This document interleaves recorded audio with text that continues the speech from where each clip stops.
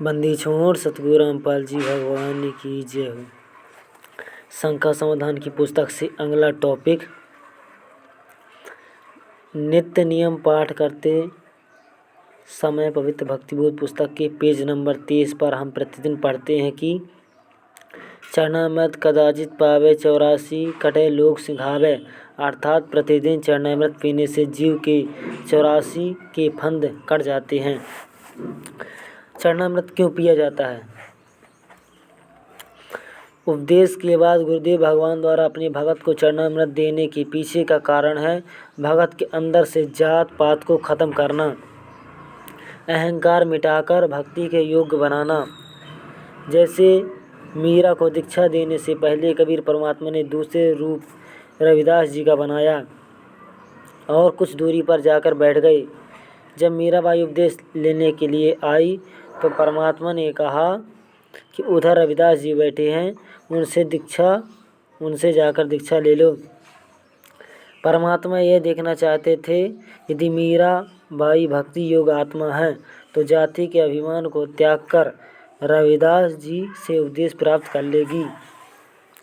रविदास जी चमार जाति से थे और मीराबाई राजपूत जाति से थी तथा उस समय जाति पात का समाज में बहुत ज़्यादा प्रभाव था। उपदेश से पहले रविदास रूप में कबीर परमात्मा ने कहा कि मीराबाई सोच समझकर उपदेश लेना, मैं चमार जाति से हूँ और आप ठाकुरों की लड़की हो। कल को समाज बहुत कुछ सुनाएगा और यदि उपदेश लेने के बाद अपने गुरुजी के प्रति मन में जरा सा भी दोष उत्पन्न हो गया तो सारी भक्ति कमाई नष्ट हो जाती है। मीराबाई ने कहा कि आज से आप मेरे पिता और आपकी बेटी, मैं आपकी बेटी, भाड़ में जाए समाज, मुझे आत्मा कल्याण करवाना है। तब परमात्मा प्रसन्न हुए और मीराबाई को उपदेश दिया। ठीक इसी तरह भगत के अंदर से जात पात, पद पोस्ट व धन आदि के अहंकार को समाप्त करने व भगत की गुरुजी के प्रति श्रद्धा जांचने के लिए उपदेश के उपरांत गुरुदेव भगवान के चरणों से जल डालकर उसे एक बोतल में बंद करके भगत को प्रतिदिन पीने के लिए दिया जाता है। यदि वह भक्ति के लिए अधिकारी जीव होगा तो उस जल को अमृत समझकर रोजाना ग्रहण करके अपने आत्म कल्याण की तरफ आगे बढ़ेगा।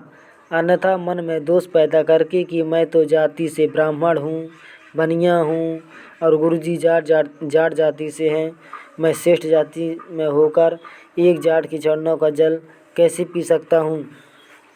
या फिर मन में ऐसा कोई दोष भी रखता है और चरणामृत भी पीता है तो ऐसा जीव जो गुरु को मानुष भी मानता है और चरणामृत भी पी रहा है वह कुत्ते की योनि प्राप्त करता है।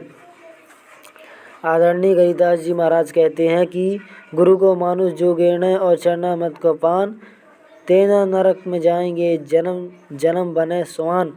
अर्थात गुरु को मनुष्य समझकर उनका जन्मदिन भी मनाते हैं और चरणामृत भी पीते हैं।